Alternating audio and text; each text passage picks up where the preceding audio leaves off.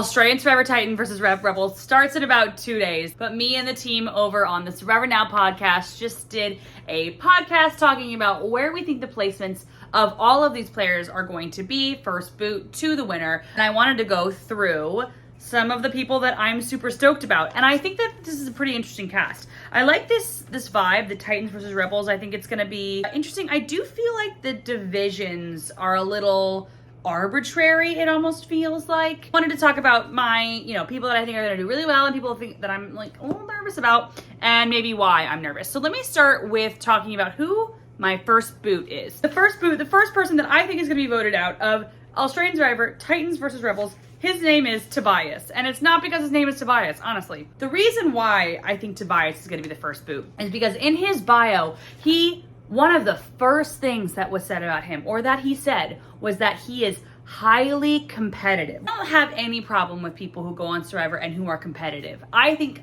being competitive is an incredibly, incredibly important aspect of going out and being on Survivor. But here's the issue. When you are a self-proclaimed highly competitive person, that's when I get nervous. Dee was competitive. Kelly's competitive. People who go out on Survivor, they're competitive. It's a competition. Of course they're going to be competitive. But I'm worried he's going to take it to an extreme. I'm worried he's going to lose and be mad, or if he's going to win and he's going to rub it in somebody's face. That is why I have him out as first boot. I just think he's going to rub some people the wrong way. And if his team, if and when his tribe loses, I think it'll be an issue. And I do think that he will be the first one gone.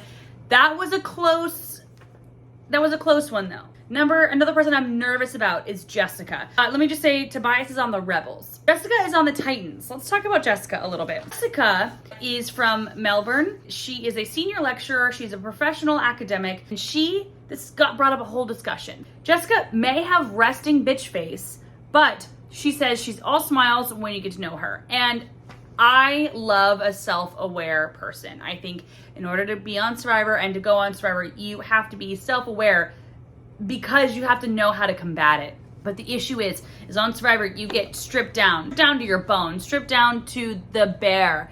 I'm worried that kind of resting bitch face or that kind of lack of empathy, which she does say that she has, she worries that that'll be a problem, will come into play and really be an issue when making alliances. I do think that she'll find maybe an alliance with somebody, but I don't think it's going to be in the majority, and I think it's going to come back to hurt her in the end.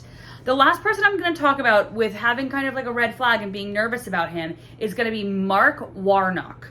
So Mark is somebody else's winner pick. So that's where it goes off very different vibes. Mark is a former diplomat. He's from Queensland. He's from Townsville, Queensland. I wanted him to be the second or third boot, but I already put somebody in that place, so I have him going out ninth, which is still pre-merge. He said, knowing what to say, when to say, and how to say it is a key skill in the game of Survivor, and there might not be anyone with more experience than that, than former diplomat Mark. And while I think that being able to know what to say and when to say it is very, very important, in a social game, in my opinion, there's also an aspect of, being just kind of fun and goofy. And while I should have said this at the beginning, I didn't watch any of their videos. I'm going strictly off of what is written on the page and kind of their vibes. I'm worried that it's not going to be all fun and games with him, or any fun and games. I think that he said he knows how to wine and dine and wheel and deal behind closed doors, which is so important in Survivor. But I worry that it's going to be all that, and people are going to be like, why does he keep taking people off to the side? And what is with that? So I'm just kind of nervous about that specific thing with Mark. So those are the three that I kind of have my eye on. A little nervous about those three. They seem like really awesome people, but I'm still a little nervous about them. Now let's get into some people that I am super excited about and think will go far. I'll end with my winner pick. So if you want to hear my winner pick, stick to the end. So first and foremost, I'm going to talk about Kirby. So I don't have Kirby going into my final three, but I don't think being in the final three necessarily means that you're going to have the best game. I think that maybe one or two people might be GOATs. I don't know who that is in my group. I think Kirby's really interesting. So Kirby's on the Rebels. Kirby Bentley is from Melbourne, Victoria, and she's an AFLW coach. So I believe that's Australian Football League, but for the women. So she's a coach, which I think is great. And she says being an AFLW coach, everything is about strategy. She says, I observe and listen, and I trust my instincts. My plan is to not tell them I've ever played an elite sport. Now, I think that's a super good move to begin with, and I think that being a coach is a really interesting job to come into Survivor with, because I think if you're a coach, that means you know how to work with a lot of different people and get them to listen to you. And usually people who play sport, especially professionally, they are going to be hard-headed in some way, shape, or form. They know their body the best. They know when to speak up for themselves, all of that good stuff. But you have to tell them, you know what, I actually think that might not be the best thing for you. I think this might be the best thing for you. And I think that you have to do it diplomatically as a coach, especially a good coach. So I am super stoked about that. But also, she talks about she wants to come in to Survivor with, her community in mind. She talks about being a mentor to Aboriginal youths.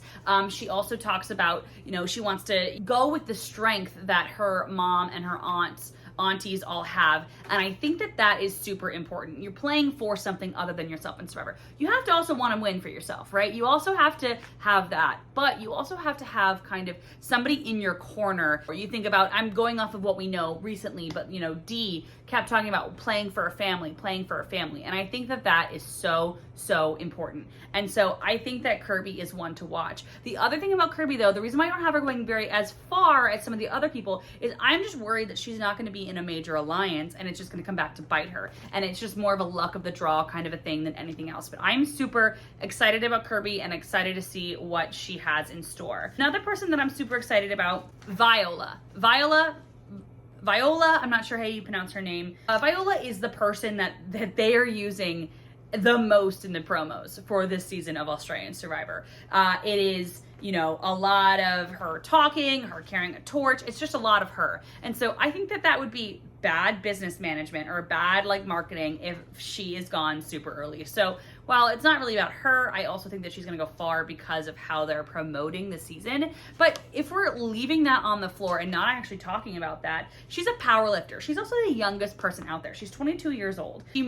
Her mom died when she was very young, and she's one of 13 siblings. She talks about how being one of 13 she knows how to make alliances. She knows how to wheel and deal and make those things because, so many different personalities and people in one family trains you for this kind of thing. She also talks about how her mom died when she was very young, so it kind of made her grow up a little bit sooner than most people had to grow up. And I think that when young people do well, they do well when they have self-awareness and kind of a little bit of maturity about them. And I think that is something that she definitely has and definitely shows.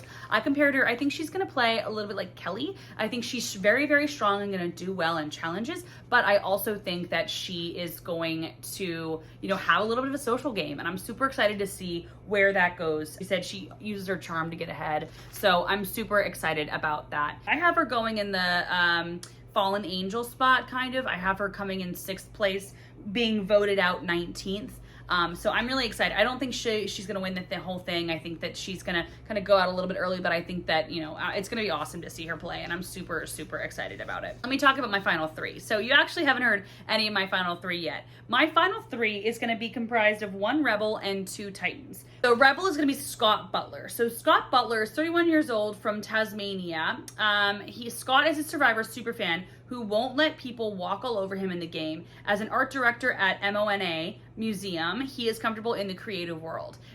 In another bio, he talks about how he's also an athlete, how he reads a lot, how he goes to the gym, all of this stuff. So I think that he is going to have an incredible social game. I think that he is going to be able to have his hand in a lot of different worlds, a lot of different pots, and he's going to be able to really kind of connect with somebody. I compared him on the podcast to Jordy, where I was thinking back when Jordy was with the Meat Try Alliance, and he was like, I don't normally like to talk to these guys, but I have to figure out a way to get in here. And he started talking about sports with them and all that stuff. And I think that Scott is going to have that. I think that's going to bring him into a good alliance. I think that he's going to find a way in a good alliance. I don't think he's going to win. I think he's going to come in 3rd place. And I think he might even be a 0 vote finalist. But I do think it's going to take him really far, and I'm super interested in seeing how far Scott goes.